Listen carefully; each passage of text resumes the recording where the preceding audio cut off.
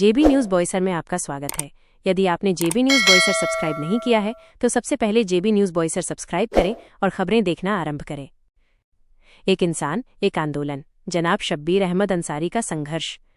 महाराष्ट्र के जालना में रहने वाले जनाब शब्बीर अहमद अंसारी सिर्फ एक नाम नहीं बल्कि एक ऐसे आंदोलन का चेहरा हैं जिन्होंने अपना पूरा जीवन पूरा महाराष्ट्र घूम घूमकर मुस्लिम समुदाय के व्यवसाय की जानकारी ली। भूखे प्यासे गांव-गांव भटकते हुए मुस्लिम समाज के उत्थान के लिए निस्वार्थ होकर अपना जीवन समर्पित कर दिया। पिछले 45 सालों से उनका एकमात्र लक्ष्य मुस्लिम समुदाय को उनका अधिकार यानी ओबीसी जाति प्रमाणपत्र दिलवाना रहा है। उनका ये संघर्ष न सिर्फ असाधारण है बल्कि लाखों लोगों के जीवन में बदलाव लाने वाला भी है और लाया भी है। उनकी संगठना All India Muslim OBC organisation द्वारा दिए हुए प्रमाणपत्र के आधार पर मुस्लिम समुदाय को प्रमाणपत्र सरकार दे रही है। मुंबई उच्च न्यायालय ने भी अपने प्रोसीडिंग के दौरान all India Muslim OBC organisation का जिक्र किया है। जनाब शब्बीर अहमद अंसारी ने ये काम तब शुरू किया जब ये एक नामुमकिन सा सपना लगता था। उन्होंने सरकार से लगातार संवाद किया, अनगिनत बैठकें की और अथक प्रयास किए।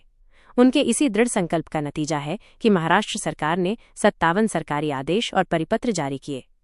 इन प्रयासों ने मुस्लिम समुदाय के लोगों को उनके व्यवसाय के आधार पर ओबीसी प्रमाणपत्र प्राप्त करने का मार्ग प्रशस्त किया। इसका सबसे बड़ा लाभ ये हुआ कि आज मुस्लिम समुदाय के युवा इन प्रमाणपत्रों का उपयोग करके शिक्षा और सरकारी नौकरियों में आरक्षण का लाभ उठा पा रहे हैं। आज कई युवा डॉक्टर, इंजीनियर, ऊंचे पदों पर सरकारी नौकरी, प्रशासनिक अधिकारी जैसे महत्वपूर्ण पदों पर पहुंच चुके हैं और कई तो ओबीसी क्राइटेरिया के तहत कर्ज निकालकर व्यवसाय के रहे हैं। ये कभी एक सपना हुआ करता था। चुनौतियों का सामना और अटूट दृढ़ संकल्प। ये रास्ता आसान नहीं था। जनाब शब्बीर अहमद अंसारी को अपने ही समुदाय के कुछ लोगों और मौलानाओं के विरोध का भी कड़ा सामना करना पड़ा, लेकिन उन्होंने हार नहीं मानी। उनका मानना था कि ये संघर्ष सिर्फ उनका नहीं बल्कि आने वाली पीढ़ियों का भविष्य करेगा। जनाब शब्बीर अहमद अंसारी ने all India Muslim OBC organisation की स्थापना की और इस आंदोलन को एक संगठित रूप दिया। उनकी दूरदृष्टि और अटूट संघर्ष की वजह से आज पूरा मुस्लिम समाज गर्व से खड़ा है। जनाब शब्बीर अहमद अंसारी का जीवन हमें ये सिखाता है कि जब कोई व्यक्ति अपने व्यक्तिगत हितों को छोड़कर पूरे समाज के लिए लड़ता है तो वो एक साधारण इंसान नहीं बल्कि एक आंदोलन बन जाता है। उनका मार्गदर्शन आज सिर्फ एक व्यक्ति के लिए नहीं बल्कि पूरे समुदाय के लिए एक प्रेरणा है।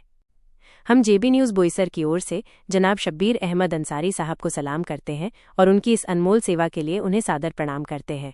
उनका संघर्ष और समर्पण हमेशा याद रखा जाएगा। आज भी शब्बीर अहमद अंसारी यही कहते हैं कि मुसलमानों ने अपना हक जाति प्रमाण पत्र बनवाकर सरकार से लेना चाहिए। शब्बीर अहमद अंसारी साहब अपने लोगों को आज भी यही संदेश देते हैं कि जो लोग ओबीसी, एनटी, वीजेएनटी में आते हैं तो वे अपने अपने क्षेत्रों में जाति प्रमाण पत्र जरूर बनवाएं। हर जिले में all India Muslim OBC organisation के अध्यक्ष नियुक्त किए गए हैं। जरूरतमंद लोगों ने उनसे संपर्क करके अधिक जानकारी प्राप्त करनी चाहिए। जो लोग मुंबई कार्यालय आ सकते हैं वे लोग all India Muslim OBC organisation के मुख्य कार्यालय में आकर सीधा संपर्क कर सकते हैं। जनाब शब्बीर अहमद अंसारी साहब से जेबी न्यूज़ बोईसर ने मुलाकात की। दिखाते हैं उनकी कही बातें। देखते रहें जेबी न्यूज़ बोईसर, जो हकीकत दिखाता है। आपने जो 45 साल अपनी जिंदगी के मुसलमान कौम के लिए दिए बिना स्वार्थ के, तो कौम किस तरह से जाग रही है, उसको फायदा किस तरह से हो रहा है? देखिए, आज तो अल्लाह का फर्ज करम है कि कौम को सबसे ज़्यादा फ़ायदा ओबीसी के अंदर ही मिल रहा है। मगर ये बात उस वक्त बिल्कुल मुसलमानों को समझती नहीं थी। उस वक्त मेरी जवानी थी और जवानी के वक्त ये काम करना नामुमकिनात में से था। वो फिर डायरेक्ट लोग हमला करते थे मेरे यहाँ पर आकर, और इतना मेरे माँ बाप भी इतने घबराते थे मेरे से, और जो मेरे साथ लोग पढ़ते थे, स्टूडेंट्स थे स्कूल में, उनको अरे आप बहुत अच्छे स्टूडेंट हैं, क्यों आप ये कर रहे हैं, क्यों करा रहे हैं करके। मेरे को बिल्कुल नहीं, मैंने उस वक्त एक तय कर लिया था कि क्योंकि मैं एक जिंदा घराने में पैदा हुआ था और कुरान को बहुत अच्छे तरीके से जानता था और पढ़ता भी था।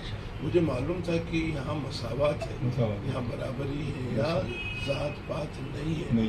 तो मैंने तय किया था कि चाहे कुछ भी हो जाए, मैं अपनी ज़िंदगी में एक दिन इस हिंदुस्तान के मुसलमानों को ये बता दूंगा कि इस्लाम में जात पात नहीं है, बराबरी है। हमारी ये पेशे नहीं, बराबर इस्लाम में जात पात नहीं, आप बराबर बता रहे हैं, क्योंकि पेशे के ऊपर से ओबीसी का दाखिला दिया जाता है। लेकिन आज मौलाना जो बोल रहे हैं ना कि तुम उनको पिछड़ी जाति में दिखा रहे हो, इनको नीच जाति में दिखा रहे हो और इनका मुसलमान में जात नहीं होती। लेकिन जो हमने जो पढ़ा है, जो आपसे तजुर्बा हमने लिया है कि ये पेशे के ऊपर से दाखला दिया जाता है ओबीसी का। देखिए प्रवर्ग आज में। भी मुसलमानों को ये समझ में नहीं आता है पेशों के मामले में। हमारे जितने भी मसलक है या हमारे जितने अंबियाए कराम थे, पूरे अंबियाए करामों के पेशे थे, हाँ वो पेशों से मुंसलिक थे। दाऊद अलैहिस्सलाम, नूह अलैहिस्सलाम, अभी हम जो शाफी मसलक को बजाते हैं वो मच्छरे थे, जी वो लकड़ी बनाने वाले थे, वो जाल बुनने वाले थे, वो सुतार थे, तो ये सब पेशों से मालिक। थे। तो ये बात समझ में नहीं आती कि हमारे पैगंबर भी तो पेशों से मुंसलिक थे, यहाँ से आज तक भी। हाँ, अभी अरब में क्या होता था कि भाई तुम ये लोग तो वो जानवर चराते थे। हाँ, बिल्कुल था, पेशा था वो। मगर आज भी उनके जहनों में जो यहाँ की ब्राह्मण व्यवस्था ने हिंदुस्तान की जो उनके जहनों को बदल दिया कि भाई तुम वो लोग नहीं है, तुम है ना पिछड़ी जात के, छोटी जात के, इसके लिए वो उनके जहनों में से आज भी वो बात नहीं जाती। उसी तरह से मौलाना भी बोलते हैं कि ये ओबीसी का दाखला ले लोगे तो आप पिछड़ी जाति में हो जाओगे, आप नीच जाति में हो जाओगे। तो ये कहाँ तक तो वो अभी जितने भी मौलाना है, मैं बताता हूँ उत्तर प्रदेश के बहुत सारे मौलाना के पास में सारे सर्टिफिकेट से, मगर वो छुपाते डरते, इसी वजह से डरते हैं जो लोग हैं मौलाना लोग, वो इसको एक्सेप्ट नहीं करते। सबसे अच्छी एग्जाम्पल मैं आपको मौलाना अली मियां नदवी की दूंगा। जब मैंने लखनऊ में प्रोग्राम लिया 97 के अंदर, तो उनको भी लोगों ने जा करके वही कहा। और उसके बाद जब मैं उनके पास गया और उनके पास उन्होंने बोला कि बेटा तुम क्या कर रहे हो, तो बोला मैं देखिए हजरत, मैं उनसे एक ही बात किया कि मैं आपके काबिल नहीं हूँ बात करने के लिए, मगर फिर भी मैं जरूरत कर रहा हूँ आपसे बात करने के लिए, मुझे माफ़ करना मुझसे अगर जो कुछ गलती हो जाए। मैं उनसे ये कहा कि इस्लाम में ज़ात पात है क्या? नहीं है। तो मैं बोला यहाँ पर आपके लखनऊ के अंदर मैं देख रहा हूँ कि यहाँ पर इस नाले के ऊपर ये वाल्मीकि लोग हैं और वहाँ उनके लोगों ने कुछ मज़हब तब्दील किया है, वो मुसलमान हो गए। तो वो वाल्मीकि लोग उनको ये कहते हैं कि देखो तुमने तो इस्लाम कबूल कर लिया है ना, तुम तो बोलते वहाँ मसावत है, बराबरी है, वो तुम्हारे साथ कर रहे हैं क्या, आ जाओ हमारे साथ तो तुम्हारे को सारा बेनिफिट मिलेगा। तो उनको बहुत शौक जैसा लगा। बिल्कुल मैंने ताज़ी मिसाल उनके लखनऊ की दी थी कि देखिए लखनऊ में आज भी आप है ये हो रहा है। उन्होंने बोला बिल्कुल सही, और ये दस्तूर है और हम दस्तूर को मानते हैं या नहीं, तो मुझे दस्तूर को मानना ही चाहिए। तो दस्तूर ने इसको जो दिया है क्लास बोल के, पेशा बोल के दिया है, तो जब ये हमारे पेशे हैं तो हमने क्यों नहीं लेना चाहिए। तो उन्होंने सबसे ज्यादा दुआएं कोई देने वाला कोई मौलाना था, मौलाना आलिम। उसके बाद में सारे मौलाना, वली रहमानी ने मेरी मुखालिफत की, बाकी सारे लोगों ने किए, मगर बाद में जैसे जैसे सैयद शहाबुद्दीन बहुत काबिल आदमी था पर इतनी मुखालिफत करता था, लास्ट में वो आया कि नहीं शब्बीर अंसारी ने जो काम किया है वो सही काम किया। उसके बाद में आखिरी दिनों में, नहीं तो उसने जितनी मेरी मुखालिफत की शायद, क्योंकि वो बहुत काबिल आदमी था, MP था, उसने पार्टी बनाया था, सब बनाया था, पर जब उसके समझ में आई बात कि मैं, और ये बातें सही देखा जाए तो हिंदू लोगों ने उनके सामने रखी। देखो शब्बीर अंसारी जो बोलता है वो सही बोलता है, तुम उसके ऊपर अमल करो। अच्छा, ऐसे तो फिर मौलाना ने आपके खिलाफ फतवे भी निकाले होंगे। हाँ, फतवा निकाल के आपके ऊपर हाँ, प्रतिबंध किया जाए। हाँ, जमात इस्लामी ने तो मेरे खिलाफ में बहुत बड़ा 96 में जब मैंने बहुत बड़ा हजरत निजामुद्दीन से दिल्ली गेट तक एक मोर्चा जब निकाला, तो उन्होंने अपने अखबार में लिखा था कि मसाइल ज़्यादा मिल्लत में मजीद इंतशार पैदा हो, शब्बीर अंसारी में फिरके बना रहा है, कुछ बना रहा है। एक हाफिज मोहसिन था, उसने तो मेरे बारे में इतना लिखा है कि ये आदमी अपने स्वार्थ के लिए या अपने खुद गर्जी के लिए या MLC या MLA बनने के लिए मुसलमानों को फिरकों में डर रहा है। फिरका इतने मेरे खिलाफ लिखा। मैंने वो मेरी किताब जो निकली थी उसमें सब छापा है, मैंने कुछ छुपाया नहीं। अगर आप अपने फायदे के लिए कुछ करते तो ये 45 साल में तो आपने बहुत कुछ कर लिया होगा। लेकिन लोगों ने देखा कि आप वही सादगी की जिंदगी जी रहे हैं।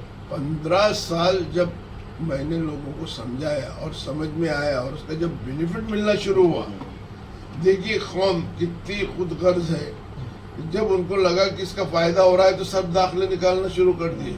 जो जमात इस्लामी फायदा किसको हो रहा है, आपको हो रहा है कि उनको हो रहा है? उनको हो रहा है, उनको हो रहा है ना। हाँ, और और मैं भी सबीला करता था। मैंने आज तक जो भी काम किया है, कोई भी ये 45 साल में ऐसा नहीं बोलता है कि शब्बीर अंसारी को किसी ने डोनेशन दिया, किसी ने, मेरी तो आने नहीं देते थे तो पैसा देने का और दिलाने का तो सवाल ही पैदा था। कैसे हालात में मैंने अपनी जिंदगी गुजारा होगा वो अल्लाह ही बेहतर जानता है। तो आपने अपनी 45 साल की जिंदगी में गवर्नमेंट से लड़के कितने जीआर निकाले? मैंने 57 सर्कुलर जीआर निकाले। मैं गवर्नमेंट को हमेशा जाके ये समझाता था कि बिल्कुल ये, क्योंकि मेरा शुरू से मामला ये था कि भाई ये देखो हम मुसलमानों में पेशे हैं और ये आना चाहिए और दस्तूर में भी है और क्लास कहा गया है। इसके लिए मैंने अलग अलग जगह पहला जीआर मैंने जो निकाला हो 7 दिसंबर 1954 को शरद पवार जी को मैंने हालांकि बहुत समझाया, तो उन्होंने फिर वो उसके बाद लिखा है की यापुढे कोणत्याही धर्माचा बंधन न लावता मुस्लिम सहित जे ये परवर्गातील, जात को उड़ा दिया मैंने वहां से, जात को उड़ा दिया और उसी वर्ग के हम लेते हैं। 7 दिसंबर 1954 का जो हमारा जीआर है कि बिला इम्तियाज मजहब व मिल्लत, जो भी जुमरे में जो भी इस कैटेगरी में आता है उसको पूरी सहूलतें मिलना चाहिए। जैसे मुसलमानों को पेशे पे मिलता है ऐसे हिंदुओं को भी पेशे पे मिलता है। हिंदू ओबीसी जो है, हिंदू आज भी अपने आप को वो पिछड़ी जात समझता है। हालांकि मैं गोपीनाथ मुंडे को और लोगों को बोलता कि ये तुम्हारा वर्ग था, ये क्लास है, ये तुम्हारे व्यवसाय है, तुम्हारा पेशा है, मगर आज वो भी मानने के लिए तैयार नहीं। अब हो रहे थोड़े थोड़े तैयार। मंडल आयोग की रिपोर्ट में तो लिखा है प्रवर्ग, मंडल आयोग में प्रवर्ग लिखा नहीं, वो दो है उसमें, क्लास है, कास्ट और क्लास। अच्छा, मंडल आयोग ने जो रिकमेंडेशंस किया है अपना, जितनी भी उसकी सिफारिशात है, मैंने बहुत उसका रिसर्च किया है, मगर उसने बिल्कुल कास्ट और क्लास, अच्छा, मगर उसने उसमें क्राइटेरिया दिया कि भाई ये लोग कौन होते हैं, पिछड़े लोग कैसे हैं। तो भाई बहुत दूर से जाके पानी लेकर के आना, उनके पास कुछ मिलना नहीं है, इनके ये व्यवसाय, ऐसे उन्हें 1 2 3 4 क्राइटेरिया बनाया था और क्राइटेरिया पे वो पिछड़ी जात को उसने तो आज जो मुस्लिम वर्ग में तब्दीली हुई है, जो गवर्नमेंट ऑफिसर में लगे हैं, जो बड़े बड़े अहदे पे गए, तो वो ओबीसी का बेनिफिट लेके वो कुछ है। तो सिर्फ मुस्लिम में ओबीसी है या वीजीएनटी भी है, एनटी है, एनटीबी, एससी एसटी कुछ है क्या उसमें? देखिए, सबसे पहले तो वो जो बच्चा आज जिसकी मिसाल दे रहे हैं, बहुत सारे फेसबुक पर आता है, अंसार नाम का, वो तेली समाज का बच्चा था। मगर होता है ये कि देखिए हमारे में भी आज अभी भी वो सबसे कम उम्र 21 साल की उम्र में आईएएस ऑफिसर बना और डायरेक्ट कलेक्टर बना और अपने आप को ओबीसी बोलने के लिए तैयार है। ये बड़े अफसोस की बात है। आज हमको दुख होता है, मुझे बहुत दुख होता है इस बात का। इसमें एनटी भी है, इसमें वीजीएनटी भी है, इसमें देखिए ये जो बोलते हैं ना एनटी वीजीएनटी, ये तो महाराष्ट्र के हद तक है, सेंट्रल गवर्नमेंट सिर्फ ओबीसी है, मगर हर स्टेट ने अपने अपने हिसाब से उसको अलग अलग तरीके से बना दिया है। मगर यहाँ पर आदिवासी भी है। मुस्लिम ने सबसे ज्यादा बेनिफिट अगर जो किसी ने लिया होगा तो आदिवासी लोगों ने लिया, क्योंकि उनको डायरेक्ट प्रमोशन से उसका डायरेक्ट प्रमोशन से। मुस्लिम आदिवासी कैसे हो जाते हैं? आदिवासी देखिए ये जो थे हमारे पास, जिस तरीके के 3 लोग थे, एक थे कबायली थे, पहाड़ों के अंदर जिंदगी गुजारने वाले, उनके साथ ही रहते थे, वो बील वगैरह जो थे। एक खाना बदोश थे।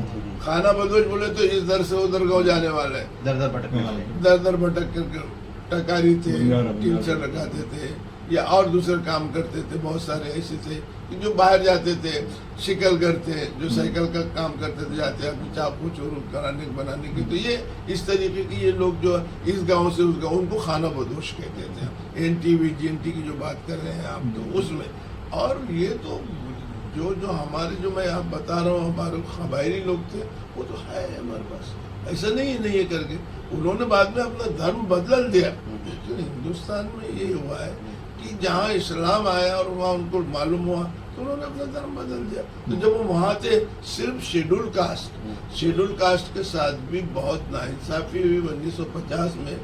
ये इन दोनों तीनों ने मिलकर के जो किया है, वो जो दस्तूर के अंदर अमेंडमेंट किया है, उसकी वजह से नहीं मिल रहा, नहीं तो हमको शेड्यूल कास्ट का भी मिलना चाहिए।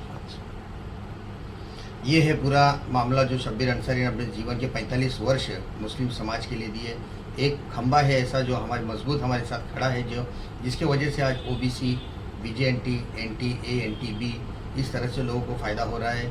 हमें इस तरह से आगे बढ़ना चाहिए कि शब्बीर अंसारी साहब के जो मार्गदर्शन है उस पर आगे बढ़ते हुए अपने दाखिले निकालना चाहिए और ज़्यादा से ज़्यादा इसको हम प्रमोट करना चाहिए और हमें उसका लाभ लेना चाहिए। कैमरामैन मकसूद सलमानी के साथ अरशद शेख, JB न्यूज़, मुंबई।